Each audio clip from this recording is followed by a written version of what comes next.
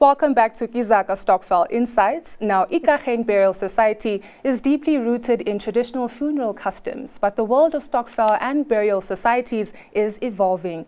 In studio with me is my resident expert, Thabiso Masudubele, who will shed light on how burial Stokvels like Ikageng can modernize their services and stay true to their traditional nature. Now, Thabiso, we all know how it's difficult to, move from one way of doing things to another. So how would you be able to help them look at the new ways of doing things and accepting technology like digital payments?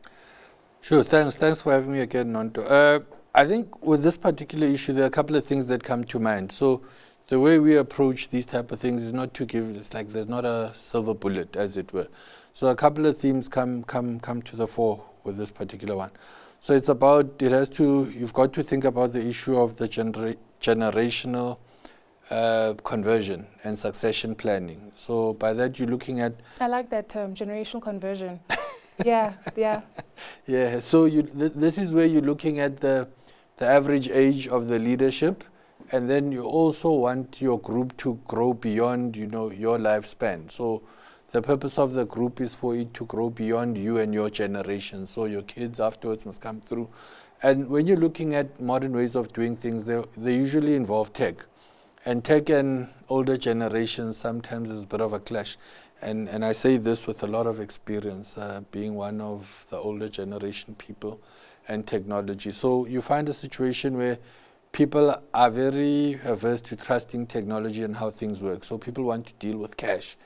Notwithstanding the security and risk challenges that exist with transacting in cash. So you then have to, as a group, where you have younger members, maybe start sharing the information with younger members and in how you communicate the benefits of these modern things. So we all agree that, safety and security is a priority. So some things have to change and be done in a modern way. But it's going to be very difficult to start showing, someone a banking app who's only started using a phone or technology or phone, or who's resistant to using that particular technology. So once you look at the dynamic of the group, you then start involving the younger members in the group along that path, making sure that they help the group transition to newer ways of doing things. So what then that means is that a group has to say, we are the older generation, what's the plan for the group beyond our lifespan? The younger guys are coming in, and also allow space for the younger guys, because the trust factor between the younger and the older is greater than the trust factor between the older and financial institutions and technology.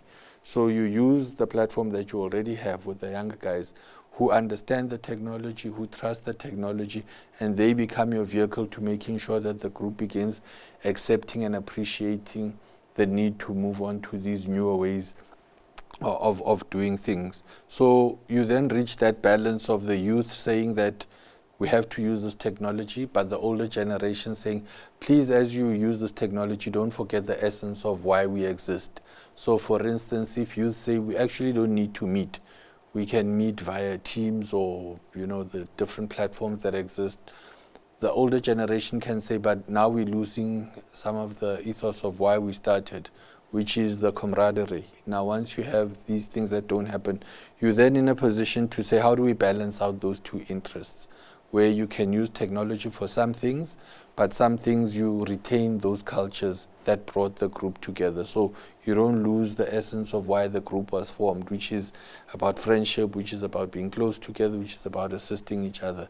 It's very difficult to assist each other where you are not in the same space. So people then have to be in the same space. So it's about reaching that balance, and how you reach it, you already find it within groups with your younger and older generations. Now, Thabiso, for burial societies specifically, what income diversification does TyVision Media would recommend in this situation especially?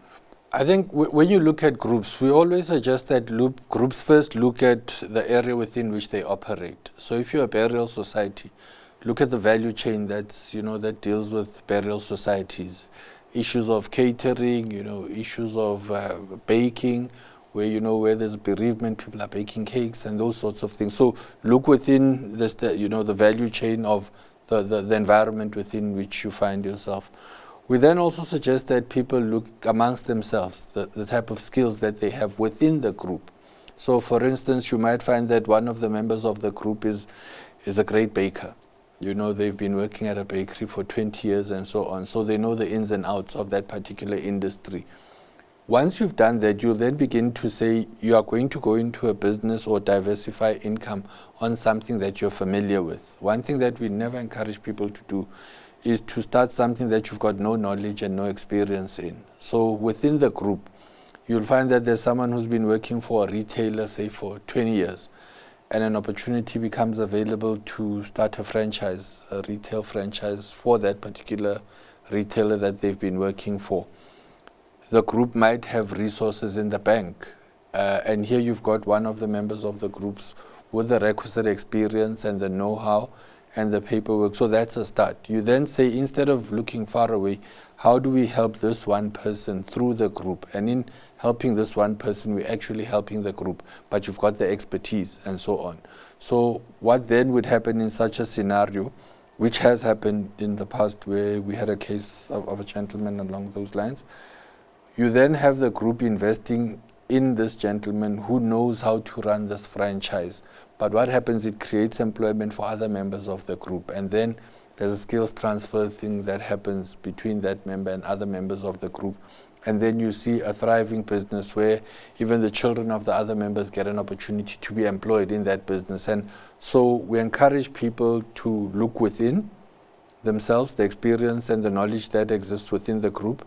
And secondly, we encourage people to look at the value chain of the industry they find themselves in to identify opportunities for additional revenue streams. Well, there's so much more to unpack here, but we'll be back after this short break.